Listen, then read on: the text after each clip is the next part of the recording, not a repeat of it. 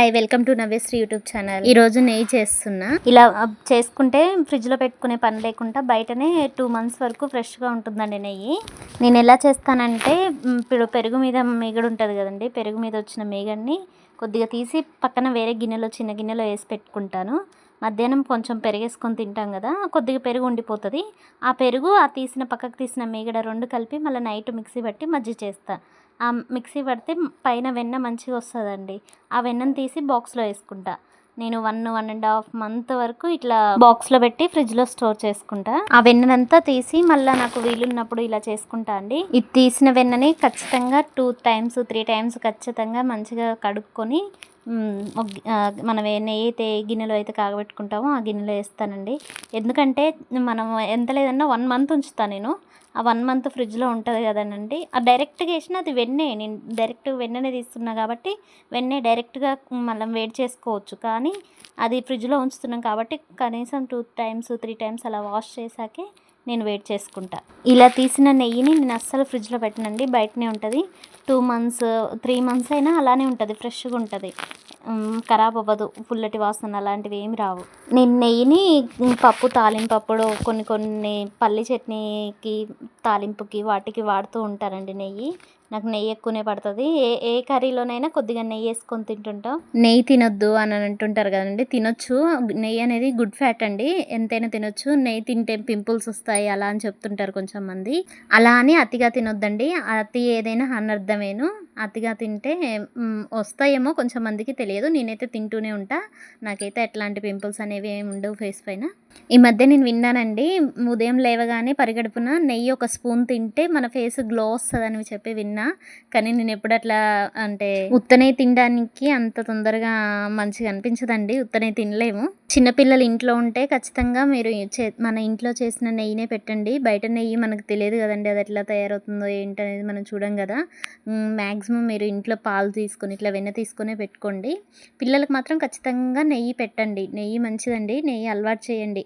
ఇప్పుడు తింటేనే కొంచెం మంది పిల్లలు నెయ్యి అంటే తినరు, ఆ స్మెల్ అంటే పడదు అని అంటుంటారు. ఇప్పటి నుంచి పిల్లలకి అలవాటు చేస్తూ ఉండాలి మనం. వీలున్నంత వరకు డ్రై ఫ్రూట్స్ వేయించుకోవడానికి, ఇప్పుడు సేమియా వేయించుకోవడానికి, సేమియా పాయసం కోసం సేమియా వేయించుకోవడం కోసం అని కిచిడీలోకి, పలావ్లోకి, మనం ఏదైనా రైస్ చేద్దామని టమాటా రైస్ అని అట్లా చేస్తాం కదండి, వీలున్నంత వరకు నెయ్యి వేసుకొని చేయడానికే ట్రై చేయండి. ఆ తాలింపు నెయ్యితోటే చేసుకోండి. ఎందుకంటే ఇప్పుడు రిఫైండ్ ఆయిల్స్ అవి మంచిది కాదండి, అస్సలు రిఫైండ్ ఆయిల్స్ వాడొద్దు. కానీ కొంచెం మంది కోల్డ్ ప్రెస్ ఆయిల్స్ కొంచెం కాస్ట్ ఎక్కువ ఉన్నాయని చెప్పేసి రిఫైండ్ ఆయిల్స్ తెచ్చుకొని వాడుతున్నారు, ఏమవుతుంది అని చెప్పేసి.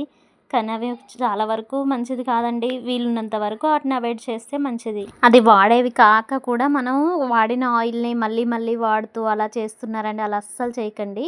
వెంటనే కర్రీస్కి వాడేసుకోండి. చూడండి, ఇంత వెన్న వచ్చింది. దీన్ని వేడి చేస్తే ఎంత నెయ్యి వస్తుందో చూద్దాం.